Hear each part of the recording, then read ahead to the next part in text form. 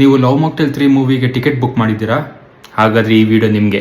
Love mocktail 1 and 2 ನ ಸುಮ್ಮನೆ ಹಂಗೆ ರಿವಿಸಿಟ್ ಮಾಡ್ಕೊಂಡ್ ಬರೋಣ. ಸೊ ಲವ್ ಮಾಕ್ಟೇಲ್ ಸ್ಟಾರ್ಟ್ ಆಗದೆ ಆದಿ ಚೈಲ್ಡ್ಹುಡ್ ಇಂದ. ಆಮೇಲೆ ಇಂಜಿನಿಯರಿಂಗ್ ಓದುವಾಗ ಜೋ ಅನ್ನೋ ಹುಡುಗಿ ಜೊತೆ ಲವ್ ಆಗತ್ತೆ. ಸೊ ಇನಿಷಿಯಲಿ ಎಲ್ಲ ಚೆನ್ನಾಗೇ ಇರುತ್ತೆ. ಟಾಕ್ಸಿಕ್ ರಿಲೇಶನ್ಶಿಪ್ ಇಂದ ಆ ರಿಲೇಶನ್ಶಿಪ್ ನ ಬ್ರೇಕಪ್ ಮಾಡ್ಕೋತಾನೆ. ಆಮೇಲೆ ನಿಧಿ ಇವನ್ ಜೀವನದಲ್ಲಿ ಬರ್ತಾಳೆ. ಲವ್ ಆಗಲ್ಲ, ಡೈರೆಕ್ಟ್ ಮದ್ವೆನೇ ಆಗುತ್ತೆ. ಮದ್ವೆ ಆಗಿ ಚೆನ್ನಾಗಿರ್ತಾರೆ. ಆದ್ರೆ ವಿಧಿ ಆಟ ಬೇರೆನೇ ಇರುತ್ತೆ. ನಿಧಿಗೆ ಕ್ಯಾನ್ಸರ್ ಬಂದು ಸತ್ತೋಗ್ತಾಳೆ. ಆಮೇಲೆ ನಿಧಿ ಸತ್ತು 2 ವರ್ಷ ಆಗಿರತ್ತೆ. ಆದಿ ಅದೇ ಗುಂಗಲ್ಲಿ ಇರ್ತಾನೆ. ಸೊ ಫ್ರೆಂಡ್ಸ್ ಎಲ್ಲ ಮದ್ವೆ ಆಗು ಅಂತ ಫೋರ್ಸ್ ಮಾಡ್ತಾ ಇರ್ತಾರೆ. ಸೊ ಇನಿಷಿಯಲಿ ಇವನು ಒಪ್ಕೊಳ್ಳೋದಿಲ್ಲ, ಆದ್ರೆ ಆಮೇಲೆ ಒಪ್ಕೋತಾನೆ. ಸೊ ಆ ಇಂಟರ್ವಲ್ ಬ್ಯಾಂಗ್ ಬರುತ್ತೆ. ಟು ಬಿ ಫ್ರಾಂಕ್, ಆ ಟೈಮಲ್ಲಿ ಬಂದಿರುವಂತ ಬೆಸ್ಟ್ ಇಂಟರ್ವಲ್ ಬ್ಯಾಂಗ್ ಅದು. ಸೊ ಆದಿ ಬಂದು ನಿಧಿನ ಅಸ್ಯೂಮ್ ಮಾಡ್ಕೋತಾ ಇರ್ತಾನೆ. ಸೊ ಮೆಂಟಲಿ ನಿಧಿ ಇದ್ದಾಳೆ ಅಂತ ಅಸ್ಯೂಮ್ ಮಾಡ್ಕೋತಾ ಇರ್ತಾನೆ.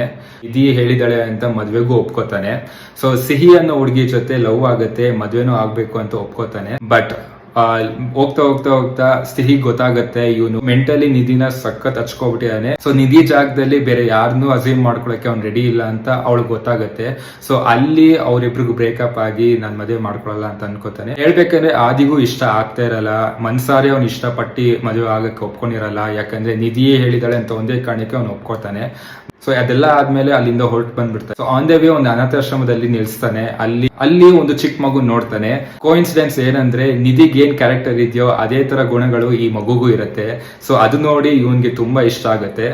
ಆ ಮಗುನ ದತ್ತು ತಗೊಂಡು ಕರ್ಕೊಂಡು ಹೋಗ್ತಾನೆ. ಸೊ ಅಲ್ಲಿಗೆ ಪಾರ್ಟ್ 1 ಪಾರ್ಟ್ 2 ಇಲ್ಲಿಗೆ ಎಂಡ್ ಆಗುತ್ತೆ. ಸೊ ಪಾರ್ಟ್ 3 ಅಲ್ಲಿ ಸ್ಟೋರಿ ಹೆಂಗ್ ಕಂಟಿನ್ಯೂ ಆಗುತ್ತೆ, ಸ್ಟೋರಿನ ಹೆಂಗ್ ಎಂಡ್ ಮಾಡ್ತಾರೆ ಅಂತ.